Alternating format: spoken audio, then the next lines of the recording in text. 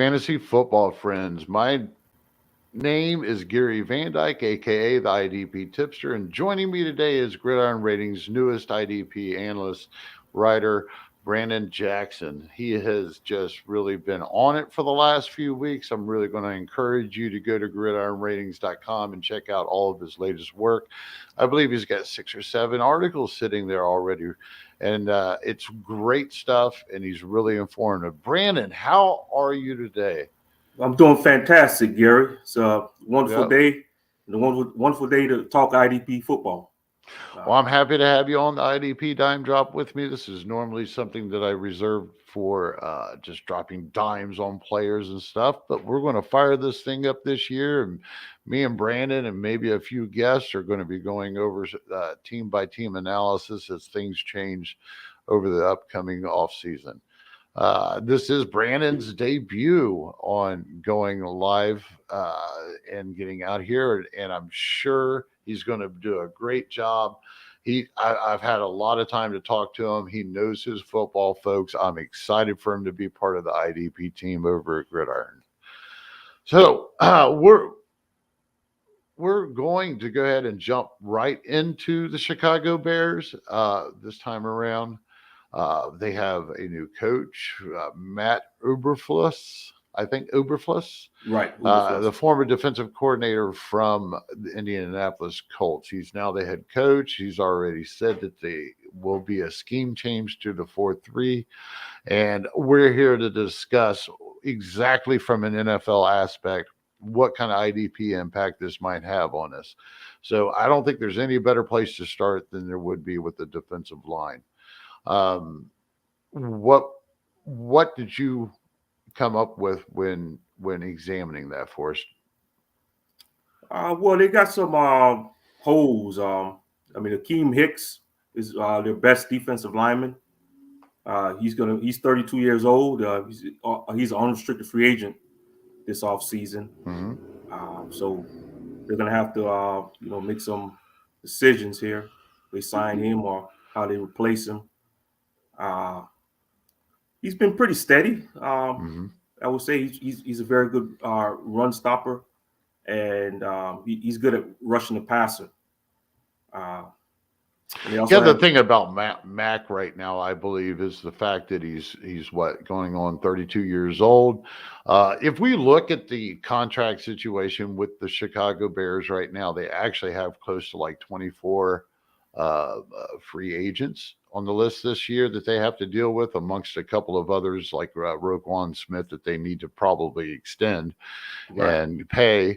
On the defensive side of the ball, they have quite a few former starters from last year that aren't probably going to be back. See how this fits into the scheme from the switch from the 3-4 to 4-3. Now, folks, they run so much nickel packages anymore. This is just a base thing, but it does make a difference on how these edge rushers on this defensive line, if they're standing up, or if they're going to have their hand in the ground a lot playing the 4-3 defensive end. And that's my concern with Mack. At his age, his consistency over the years has been there, but his stability the last few years has been a little bit up and down. So we just recently did our edge rushers chart going in the next rankings for next year, and he was nowhere near the conversation. I'm not saying the guy's not got anything left in the tank, but I mean, it's just, I'm worried a little bit about his transition. Do you see anybody else on that defensive line that we should keep an eye on? Other than Robert Quinn, he had 18 and a half sacks, but guy's up there in age. He's 32 years old. I'm not sure how long he's going to be able to maintain that level. Right. They got a bunch of older guys there that were more scheme dependent on the 3-4, like Mario Edwards Jr., Jeremiah Tachu, and Travis Gibson. He had 7 sacks last year. He's fine, but he's nothing special. Right. 5th round draft pick. Right. So yeah, they're gonna have to start adding to that talent on the defensive line. Right. Quick look at what I started to say a while ago. I didn't finish. I apologize, but a quick look at their contracts. The players they have under contract right now. Believe it or not, the top 5 sits with 4 defensive players. They have Khalil Mack, Robert Quinn are the 2 highest players on the team. Eddie Jackson, the free safety, is coming in at 3rd. And then Eddie Goldman, the defensive tackle, is sitting at 5th. Yeah, that's a lot of money wrapped up into a defense that's aging as it is, and they're rebuilding. So there's no reason to think that they're going to try to transition this team into something like the Colts had last year. And in the process, if we look at the free agency list, I mean, they have. I'm looking at Sports Track. For some reason, they have Akeem Hicks on here. Oh no, Akeem. Okay, so we have Akeem Hicks. He is on here. I apologize. And then we're running down to last year's starting free strong safety Gibson. Yes. Yeah. I believe they need. I was thinking the reason I was looking is because there were a couple of the interior defensive linemen. Bio Nicholas. Yes. He had some playing time last year. He's a free agent at the moment. I could have swore there were more defensive linemen, but as it sits right now, I don't think that we can see the interior defensive line as is. Re-signing the guys that they have could match the defensive line with the DeForest Buckner on it. Do we see anybody that you think that could replace Buckner, or are we looking at a free agent or heading to the draft? Yeah, absolutely not. Nobody in the roster can equal what DeForest Buckner provide for defense. At that talent level. There's only like a few of them. I mean, there's Aaron Donald, DeForest Buckner. We still don't know if Aaron Donald's gonna return or retire. Right. I mean, that position. I mean, is either top level elite or pretty much. It depends who you're talking to or what you read out here, the reports that you might see. Some feel that they're rebuilding, some don't feel like they're rebuilding. But, when your top 2 edge rushers or top 2 paid players are your edge rushers and you haven't made it back to the playoffs in such a long time, and there's a lot of money. And both those contracts for Quinn and Mack, they do have outs this year. Those guys are really getting ready to get paid this year, and it's going to be a huge dead cap hit. But if they move on and decide to take that out or maybe put these guys on the trade block, I think that would be best from an IDP perspective. That would be best for both of these players if they could continue to play the outside linebacker position like they did last year in the 3-4 over being 32-year-old and starting to stick your hand back into the dirt and grind off the edge from that position. I don't know. There's not a lot of, I don't think, interesting interior defensive linemen. I could see them possibly. I heard Grady Jarrett, there's been some talk about him being traded because Atlanta had so much wrapped up in cap over there. I think they want to try to keep him, but it might be one of the situations where they can't. Across the line, are you looking at any of these guys in IDP leagues this year? Absolutely not. I mostly play like in big play leagues, and I mean these guys, they don't move the needle. I mean, right. They're getting on like a few sacks a season and not really doing anything for your fantasy team.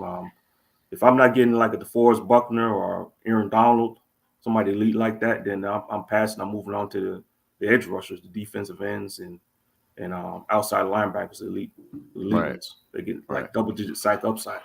Right. If Quinn or Mack or both of them happen to be sitting there, sure, I'd probably pick them up for a depth piece, but I'm definitely not looking at these guys as starters on my lineup this year if I can avoid it. Okay. Yeah, I thought you were talking about the interior guys. Yeah. Well, I did. Matt, I was just summing up the whole entire defensive yeah. line at the end. Right. Yeah. Okay. There's nobody. Eddie Goldman has never been anything for IDP in there. And the Right. 3-4 scheme, he's just a guy to plug the hole and hold everything up so the guys could rush off the edge. So, and then you've got little spurts from a couple of the other guys, but they need an overhaul on the interior defensive line. Absolutely. So, right. And, possibly on the edge. So, either way, I don't think that, it's going to hurt anybody to pass up on these guys this year, especially if you're looking for starters. You know, Right, right. Yeah, I mean, Mack, he's been inconsistent. He's had some issues with injuries over the years. Robert Quinn, he's kind of surprised the last few seasons. He's like he's gotten better with age. He had 18 and a half sacks last year. He's got a quick first step off the line of scrimmage. You watch him. He's relentless. He gets that first step off the line and he gets right to the quarterback. But at 32 years old, I don't know. You have to be careful. I know there's some IDP folks that, they'll see that 18 and a half sacks and they'll be drafting them, expecting that same level of production. But you got to be careful. It's like there's an age model with offensive players, running backs and things. They tail off after they reach a certain age. They get close to 30 years old. This guy, he's 32 years old. right. I'm not sure he's going to be able to keep up that level.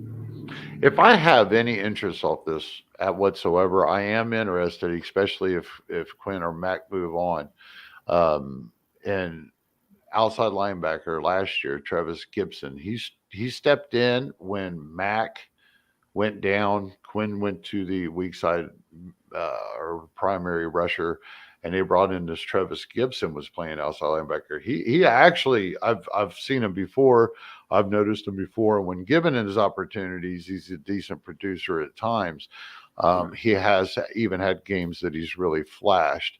If they decided to keep him, if they decided to keep him, they've got him under contract for a couple more years. He's only 24 years old. I think that I would be interested in tracking him for a potential, sleeper for the defensive line position in IDP. But other than that, it's dried up. I'm trying to find a bright spot, Brandon, and I just don't know if it's there. No, it gets real thin, especially talking of Travis Gibson. I watched him a couple games. He was pretty decent, but it was a couple games he took advantage of some bad offensive line, like the Giants' offensive line. Right. I watched one play; they just let him come straight through the line. It was a missed blocking assignment, and he forced a fumble. Yeah. But nothing really jumps off the tape with Travis Gibson. Right. Well, he's still young. He's heading into his third season too, and I know that he got playing time in his rookie season than last year. So, third year breakouts happen, but it's not that strong of an indication we're telling you to run out. We're just telling you to pay attention. Yeah, so, that's fair. especially if he ends up as a starter. Right. Yep, Gotcha. Yep. See where they come from. So moving on, we're going to run into the secondary now. So I don't personally do cornerback. So if there's any cornerback coverage here, we're going to let Mr. Jackson do it. But the first thing I want to mention is, personally, to get the ball rolling, is they're probably going to have to replace last year's strong safety free starter or strong safety Gibson, Thaddeus Gibson, I believe it was. Yeah, Tayshaun Gibson. Yep. All right. So there's some production. If they move this over, you kind of got to look at Willis over with Indianapolis a little bit. I mean, there is some potential in this scheme for the replacement. Is there anybody on this squad that we're looking at now as that potential placement? Not that I see of. Nope. Gibson, he's 32 years old. He's an unrestricted free agent and not all that good. No, he wasn't. Definitely not IDP relevant. I just didn't see much production from those safeties. And they got a free safety, Eddie Jackson. He had a past couple of years. He's played very poorly. You had beat reporters. They were talking about it. I mean, it's really surprising from a two-time Pro Bowler the way he struggled, giving up big plays. You look at the first game against the Rams. He gave up two big plays.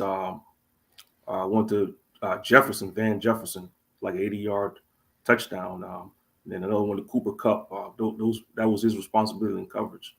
And it just never got better throughout the year. They moved around to like slot corner, and reportedly he wants to move back to corner. He played some corner in Alabama, so reportedly he wants to move back to corner because he knows he's not cutting it at free safety lately. Yep. And to note, Houston Carson, which actually played well when he had his opportunity last year to play for Gibson when he was out. He is also a free agent, unrestricted free agent this year. And I believe there are other even deeper safety, Can't remember his name for sure, but I believe he may be a free agent too. Yes. Deion Bush. He's a free agent. So they currently at this point don't have a viable replacement on their roster. We ought to see them active in free agency, possibly. It's kind of hard to say that they would actually do something in the draft, at least early on, that would make an impact when they have quite a few needs, and mainly the offensive line for the Bears. So it would be interesting to see if they sign one of these upper echelon type free agents that's out there on the at safety this year. Right. Or re-sign. I would be if they re-sign Houston Carson and didn't draft well, or didn't draft high on safety, and no notable names at safety free agency. I think Houston Carson could be a possible sleeper, but there's a lot that has to play out to that yet. Right. Yeah, they definitely need some playmakers in that secondary. They gave up a lot of touchdown passes. And as bad as Eddie Jackson's going, he's under contract. Maybe they do some restructuring or something. I don't know if he's worth anything in the trade in an NFL necessarily. He's just a guy. He can run that defense from that free safety position, the secondary at least. But he's kind of just lackluster, and he's really been inconsistent and unstable when it comes to fantasy football. So. Well, moving right along, we're going to finish it up with the remaining linebacker core. You forgot about the cornerbacks, right? Oh, no, I didn't. That's your job. Okay. All right, lay it out for us. Yeah, there's only one cornerback I like on this roster, and that's Jalen Johnson. Mm-hmm. He just completed his second year. He's a solid corner. He pretty much held his own against some pretty good wide receivers. He pretty much avoid him. I haven't seen him. I don't see him getting beaten that much. Mm-hmm. The only thing with him is he's only has one interception through his first two seasons. So that's what he needs to improve on, is a big playability. So he's not really fantasy relevant. Mm-hmm. Like Trayvon Diggs getting 11 interceptions, and some of these other guys getting these high tackle numbers because he's a solid corner. So he's not going to be targeted. But they got other guys there, like Kendall Vildor. He was a mess. Last year, he was getting beat all year. He lost his starting job towards the end of the season. Mm-hmm. To Artie Burns. He's a veteran. He's unrestricted free agent. They've really got nobody. I mean, Duke Shelley. He's some of the names that they got. So, I mean, Jalen Johnson from here, and he's viewed as a solid number 2, but they could use like a number 1. So I wouldn't be surprised if they draft they don't have a first round pick. They got a second round pick, but they're gonna have to do something, add some playmakers to that secondary, whether they use a second round pick or whatever. But they need to improve that offense. They got so many needs, like you said. Right. They got to add some wide receivers for Justin Fields, and they got to fix that offensive line in front of them. So they got a lot of rebuilding to do. Yeah. All of a sudden, I'm kind of interested in seeing what the Indianapolis Colts might have going on with their free agents, who might be available to come over, because that's a trend for coaches to do this. is that when their defensive coordinator at one place, they get a head job or a head coaching job somewhere or another defensive coordinator job. If they have free agents coming off of their former teams, a lot of times there'll be one, maybe even two. They don't necessarily have to be superstars, but one or two players off of that team to come over and help acclimate, and help all the guys on the new team understand the language of the scheme or how they do it. Nobody's exactly the same. Right.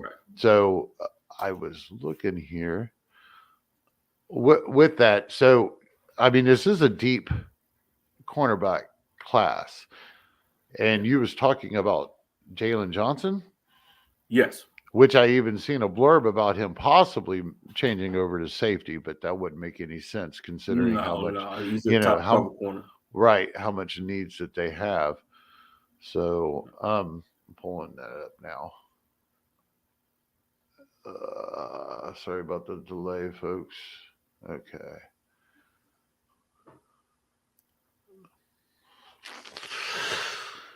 I'm looking through here. Xavier Rhodes. Okay. Rockle, a defensive end. Muhammad. Muhammad. DE. There's not a lot of appealing there in the upper echelons of their Sendejo, which he's only been there for about a year or so. Defensive tackle Stallworth. I don't know. There's not any major. I was looking to make sure that there wasn't any like really shiny player from the Colts defense. It might be an option. I don't think there is at the moment. So they're just going to, the Bears, when it comes to the replacing these guys, if they're going to replace them, and if they're going to try to get better, they're going to probably work the waiver wire for a couple of free agents and secure a couple of things up at least, and then try to possibly get some late round defensive players if they can. Right.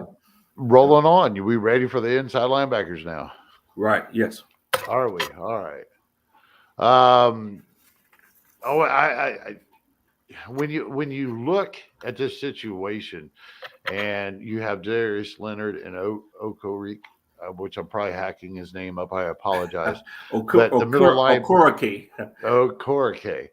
When you look at him and Leonard, at the middle and weak side inside linebacker position, it's been suggested that, they definitely need a run stopping linebacker other than Roquan Smith. And it's not impossible that they look at him more like they would Leonard and move him out to the weak and outside linebacker. Don't expect any changes for him in that scheme, in the way that they use that. He'll be just as valuable as what he is right now.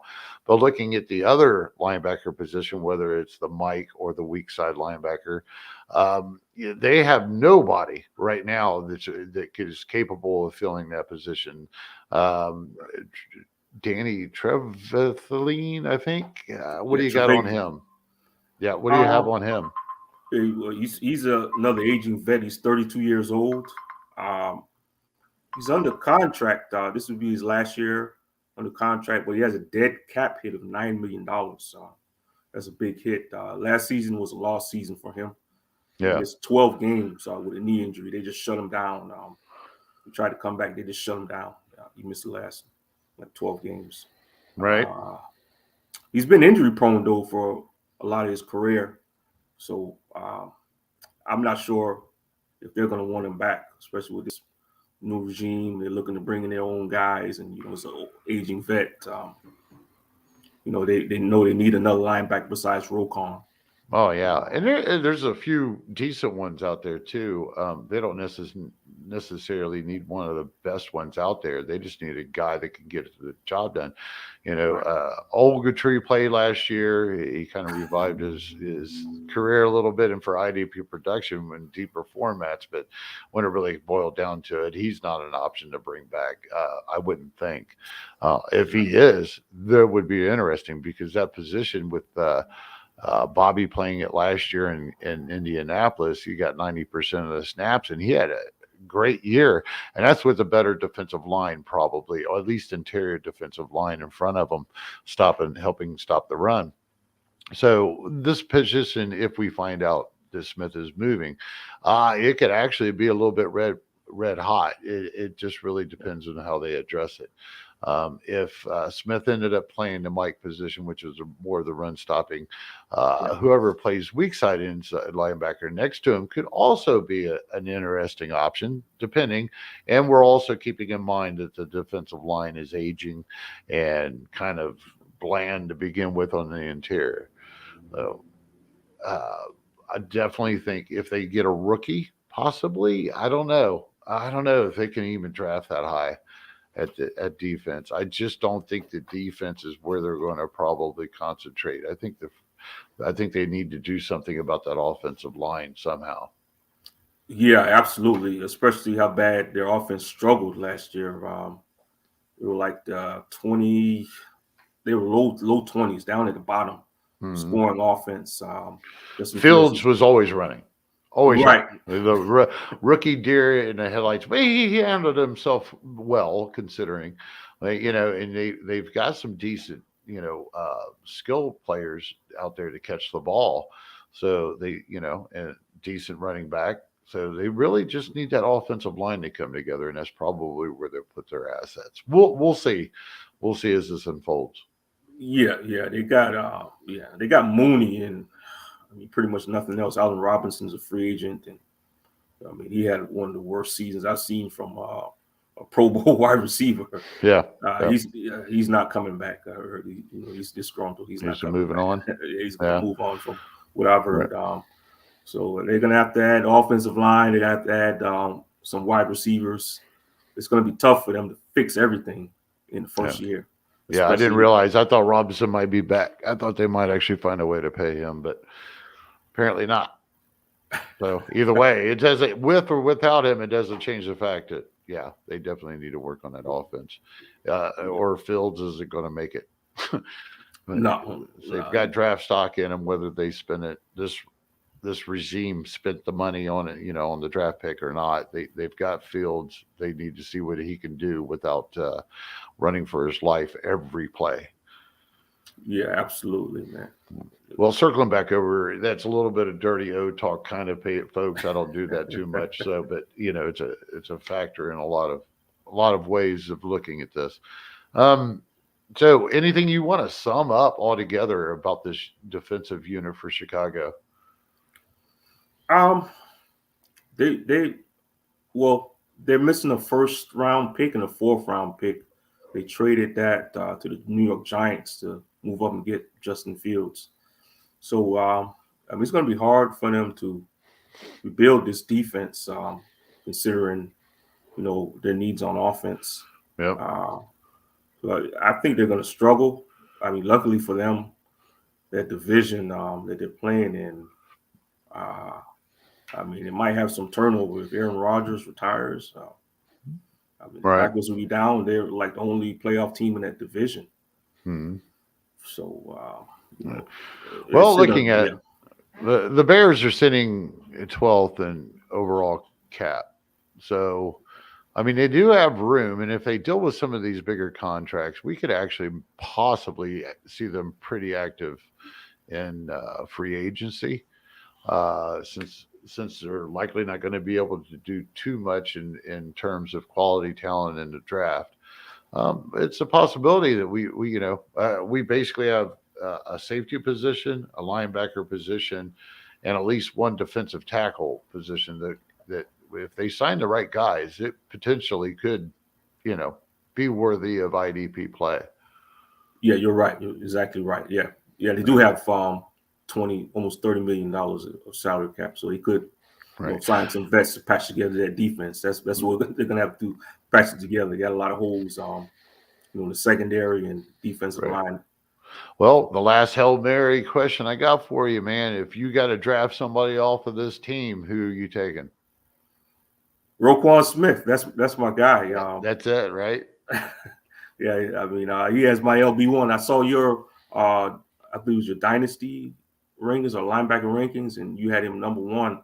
Mm-hmm. I just love Roquan Smith, man. He's so instinctive, man. He's a short tackler. Mhm. His missed tackle rate was only 3.6%. It was better than Foye Oluokun, Right. who Right. led the league in tackles. Yep. 192 stops. Yep. Roquan Smith at 163, but he played a lot less snaps, like barely over 1,000, 1,009. Roquan was way up there. Yeah. Yep. Over 1,100 snaps. Mhm. So I like that's not going to change either. That's not going to change right away. I don't see them taking a complete, I mean, if for them to do a complete 180 this year, no matter what they do in the draft or what they sign, maybe they get a hold of a couple of offensive line. I think it's still, it's a work in progress. So we could probably still expect at least that amount of snaps next year. And that's just more opportunities for this highly talented guy to make the play, and that's what he does. If he's on the field, he's involved. So yeah, he's number one target. I don't think anybody else on there currently at this point. I'm not chasing anybody off of this roster. We're just going to wait this out and see what happens after free agency and the draft. Right. Well, if you have any final thoughts, we'll get those, and then we're going to say adieu. Yeah, I'm right with you. I mean, Roquan Smith is the only guy I'm looking to draft.